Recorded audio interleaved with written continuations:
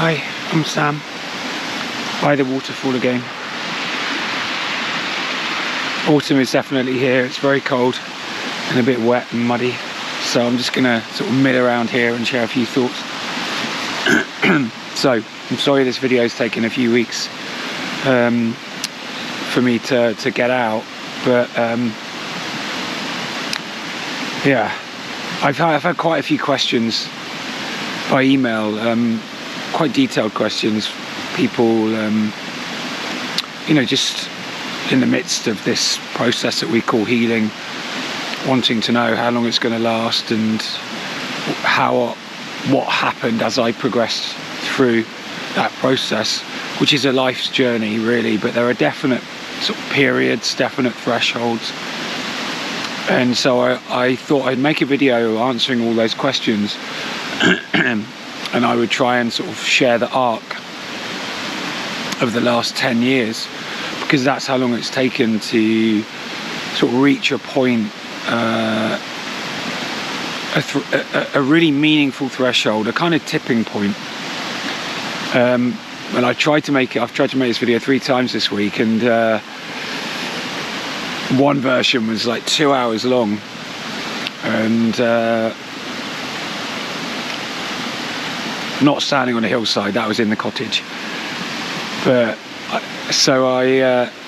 you know, every video I make, every attempt to say what it is I think I need to say is a footstep on the path to greater clarity and finding a better way of saying what needs to be said. And yeah, yesterday I had a couple of attempts at this and they were still very long, and then I went home and suddenly it all came to me. So I really hope this makes sense, but I'm going to make it as short as I can. It'll probably still be about 20-30 minutes long. So first of all, I want to begin here that I don't think it's helpful to think of this as healing, and I've always said healing. I've used that word, but I've also fairly often said I don't really know what that means. Healing implies the repair of a wound. That isn't what happens. Nothing gets repaired. Nothing gets fixed. Nothing is changed, apart from how you show up and how you live with what happened. So you become more intimately acquainted with the wound. You feel it more deeply, you see it more clearly, and you learn to be with it. Because our inability to be with the pain is what reduces our bandwidth of presence in the world. So the more you feel, the more present you are. And so I think if we characterize this journey, this process, as healing, you think you've got to fix something. And if you can't, you know, you just go further and further into pain, and then you think, shit, this isn't right. I keep hitting this wall of resistance inside me. I can't change, I can't heal, I can't fix myself. And then you think that you're doing something wrong, that you are wrong. You hate yourself. You think there's all these things you need to change. And the person you became as a consequence of trauma is then seen as this kind of awful, terrified, kind of wraith of a person that's sort of barely here, barely coping, barely holding it together. And you just think all of that is wrong. All of it is an intelligent strategy to protect you, to hold yourself together in fear, in hostility. You become who you need to become, and all of that is necessary. And if you can see it as something you had to do to be a guardian, a protector of your own innocence and vulnerability, I think it's better to frame it that way, because that's the truth. And then when you see yourself like that, it's much easier to find some tenderness and some kindness for the limitations that we live with. Because the person we become, if you're going through this process, then you want more. You need more. You want to live. And within you, through you, there is a force, a presence, an irresistible force that is you. It's life, it's love, it's truth, it's being, it's presence, it's goodness, it's rightness, it's morality, it's cleanliness, it's non-judgment, it's non-criticism, it's no apology. And that kind of, all those qualities, that force, life wants to live through you, but it keeps meeting this seemingly immovable object in its path. And it's the confines of the person we became, the restrictions of the person we became, to protect ourselves, to withdraw from the world just to protect our own innocence and vulnerability. And so that force, that presence wants to live through us, but it can't fully. And there's a devastating realization that, obviously this is just my own take on what I've been through over the last 10 years, but there was a devastating realization for me when I kept hitting this resistance, and I didn't know what it was. I thought, why can't I change? Why can't I heal? Why can't I fix myself? Why can't I just do something different, be different? And the devastating realization was, fuck, that thing in the way is me. It's who I am. And I can't be somebody else. So how am I ever going to be free of pain? How am I ever going to be at peace? How am I ever going to be right?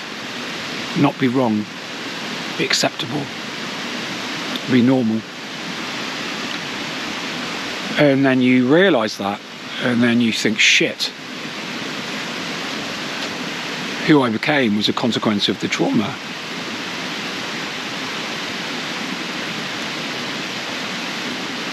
The essence of the story that is me is that trauma, is that pain. So how can I be free of it? So in a way you can't. You can't change 1 second. But in a way, you aren't actually who you think you are. Because we become self-centered, because we retreat into the refuge of self and the microcosm of our own kind of sense of wrongness and corruption that comes from the trauma, the self-disgust, the shame, the fragments of what we reject in ourselves, and then exaggerate the stuff we think is acceptable, all of that cannot exist in harmony, because you're inwardly rejecting aspects of yourself. So we're just focusing on some of it and not other bits of it, who we are.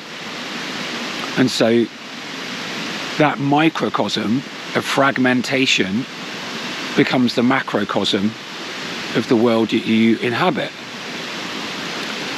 And we're always trying to think our way to wholeness. We're always trying to complete ourselves, to make sense of it all, to explain it, incessantly explaining it. That's what I did with this channel. And it doesn't really work. So when you include everything, see it all clearly. That's what this process is. It's the clear seeing of everything you didn't want to see, everything you didn't want to feel. And when you go through that, when you willingly expose yourself, go into the wound and feel more deeply the agony, the loss, the fear, the shame, the corruption, the disgust, the heartbreak. And you begin to feel all that, learn how to be with it. The absence that is swathed in shadow inside you comes into the light, and the bandwidth of your presence and your ability to feel increases. You're no longer withholding yourself from occupying the space you already standing. You begin to feel your skin and become real. So nothing is healed, nothing is fixed. And as you sort of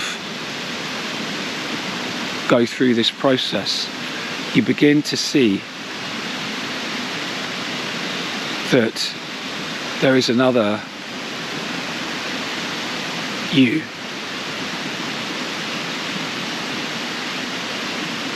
That all of these awful experiences and the fragments of the self of self-centeredness can be included within kindness and gentleness and compassion, and focus shifts from trying to fix the unfixable to resolve the unresolvable. Focus shifts from that into the present. And so who we become as a consequence of the trauma is kind of like a guardian for our own innocence and vulnerability. But to be here requires vulnerability. You have to be found. You have to be available. And so that guardian that is the coping identity that we then hate because of its limitations and try and fix is also the kind of guardian at the threshold of your own freedom. And the resistance you meet is your unwillingness to be vulnerable.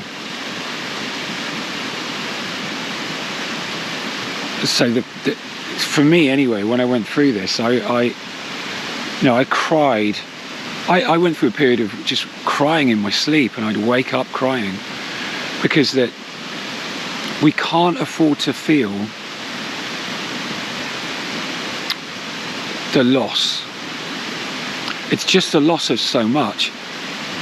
So you'll cry tears of realization that of what you lost.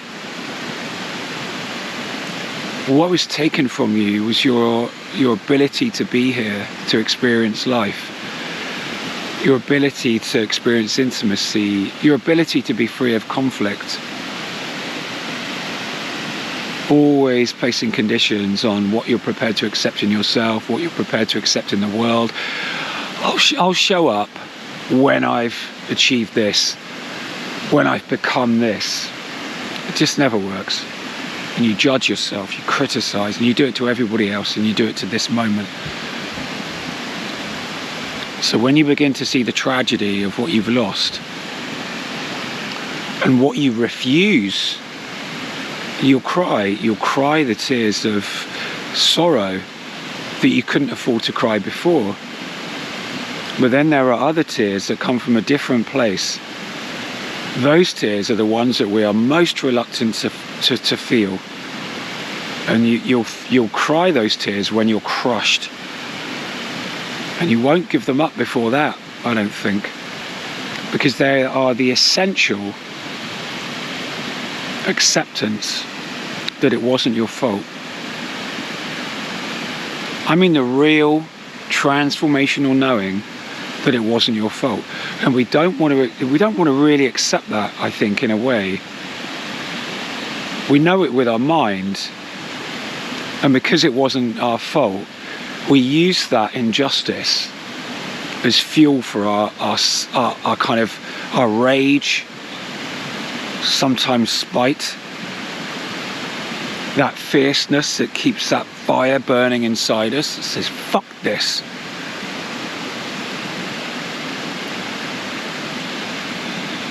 I'm here, I'm going to survive.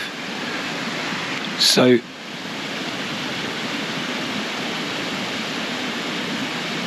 we can't afford to really feel. The reason those tears are reluctant and they come under great weight and they're so transformative is that if you really, really see that it wasn't your fault, you also see how vulnerable you were and how powerless you were. And I think that we don't want to see that, because that's how we still are.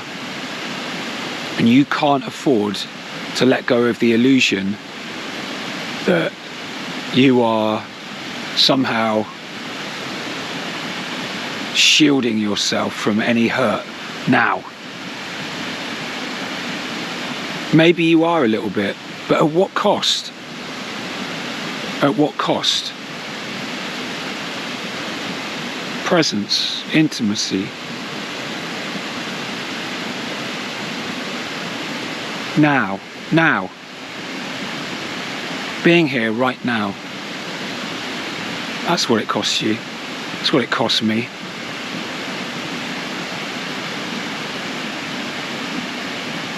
And I see that now. I didn't want to cry those tears. And for me, I grieved for a couple of years where I would have these profound transformative realizations that were extremely validating, because you're kind of giving expression to feelings that you denied as a child, because you said, I can't afford to feel this. It's my fault, so I won't feel them. And you deny yourself, you invalidate yourself when you do that. So when you cry them now as an adult, it validates the past. It resets the past and you see it all more clearly. But, you know, those tears of true catharsis, of the acknowledgement of your own powerlessness and vulnerability, is also the acceptance of how vulnerable you are right now. And how the illusion of control and protection and strength, it's not, it's brittle. It's isolation, it's separation, it's a lack of presence. So those, you know, those tears, I mean, I like I just said, I cried a lot when I was grieving, but there were episodes of crushing intensity where I literally just cried a few salty tears. They were burning, and it I can't even express how difficult it was to get those tears to come. And I think we still resist. I had a session. I work with a lady now.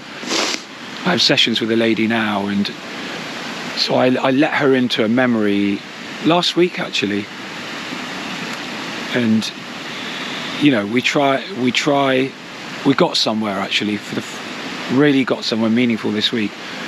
And I let her into a memory, and she said, just include me, you can keep me as far away as you want, just include me somewhere. And I included her, but I had her with me, and she held my hand.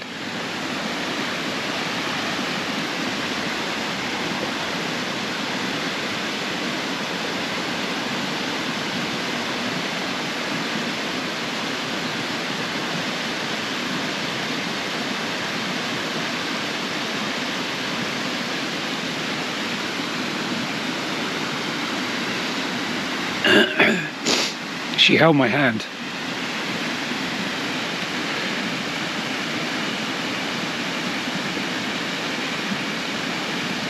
And I opened my eyes and she was crying because she could feel everything. She could feel with me, and that's what we need, someone to feel with us. But we need to include other people. We need to find relationships where we can trust and nurture truth.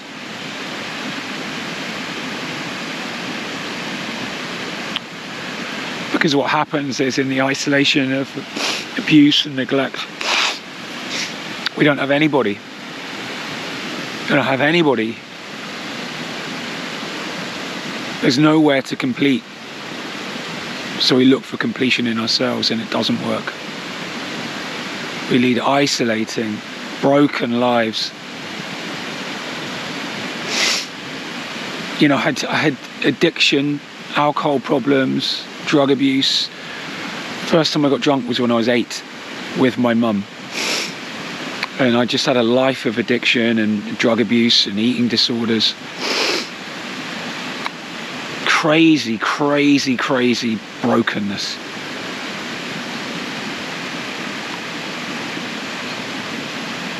Because I didn't want to feel that pain.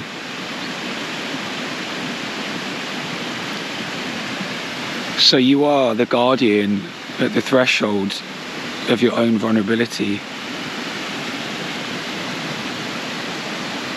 So all that shit that you hate about yourself, don't hate it.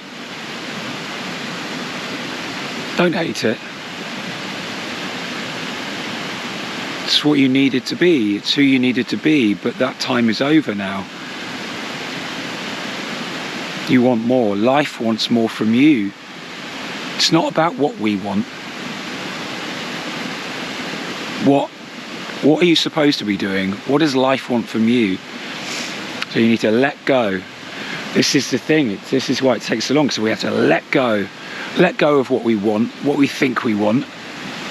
Let go of who we think we are. That's why it's a long process, because you will meet your refusal over and over and over again. You'll meet your reluctance to let go of the idea of who you think you are, because it does feel like death, and it is a death. It's the death of the illusory self, the coping self, and it's the emergence of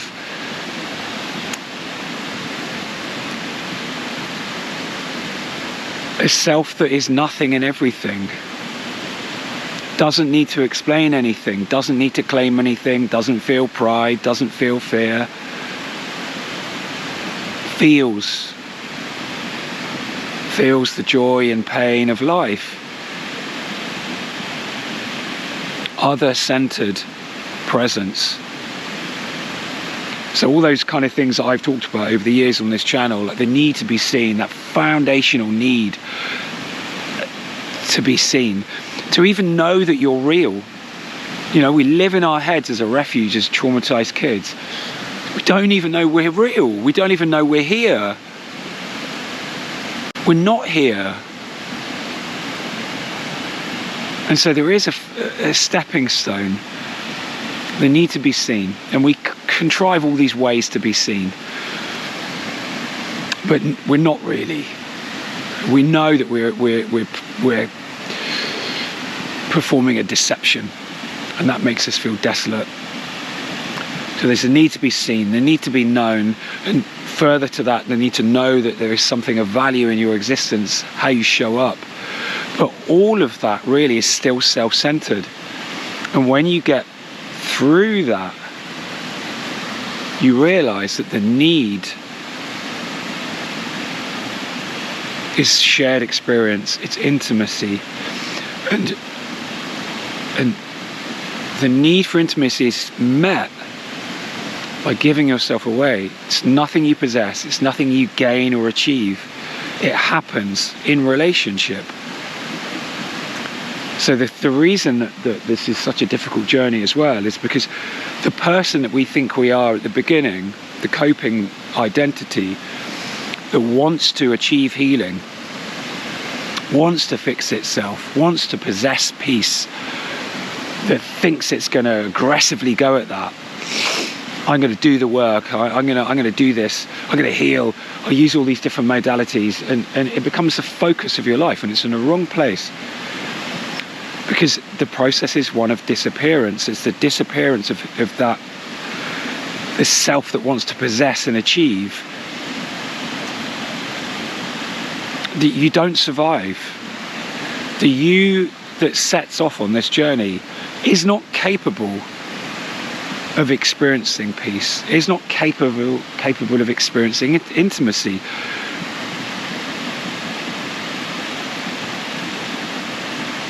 So there's a gradual surrender, and then you reach a tipping point, and I'm at that tipping point now, where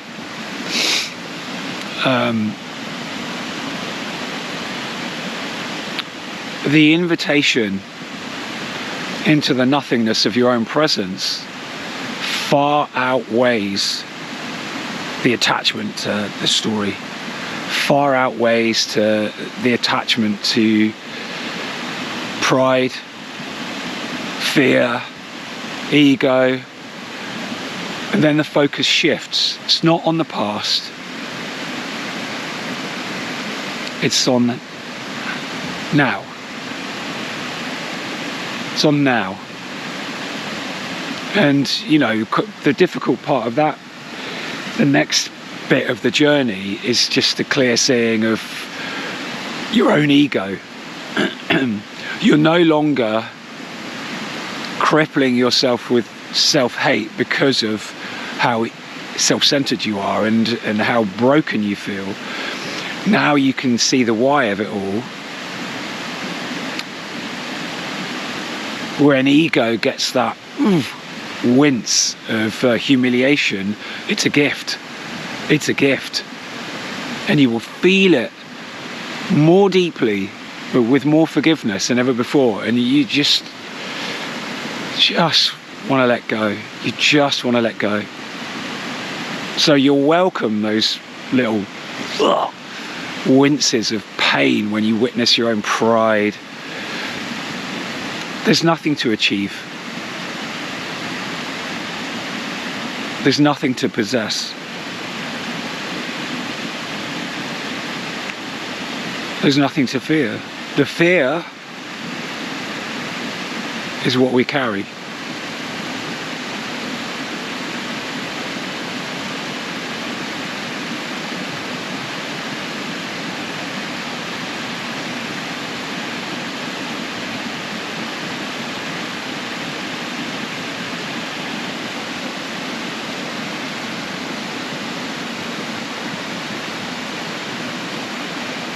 So this whole thing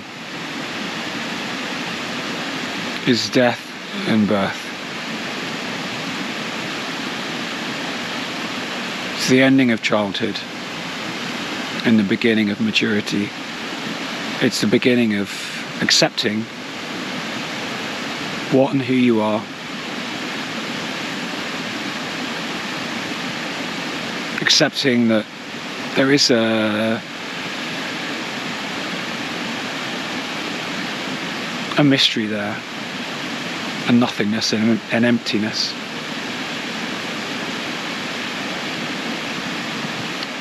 And that, you know, you are a part of something vast that you can only barely perceive.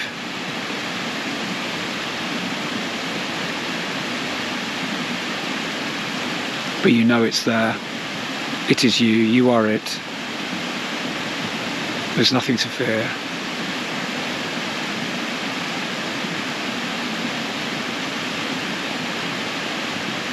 That's surrender.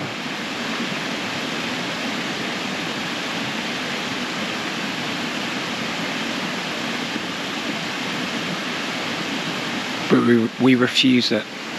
We refuse it over and over and over again.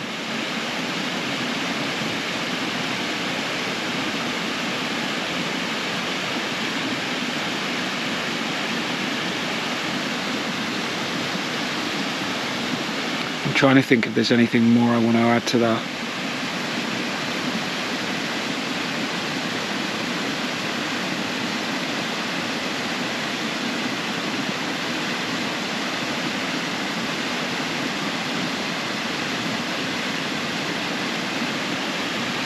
Yeah, so it's not healing. No wound is repaired.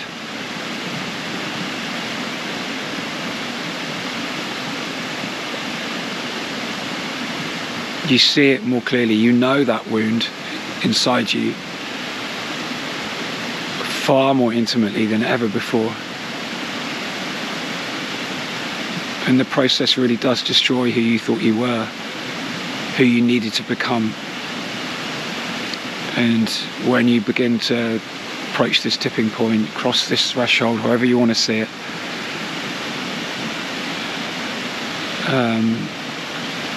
you can see it all very, very clearly. There's nothing to be ashamed of. There's nothing to hate.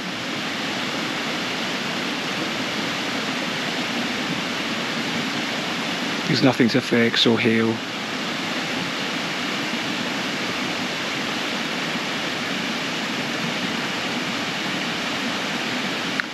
I think that's it. I'll probably get home and realise I've left something out.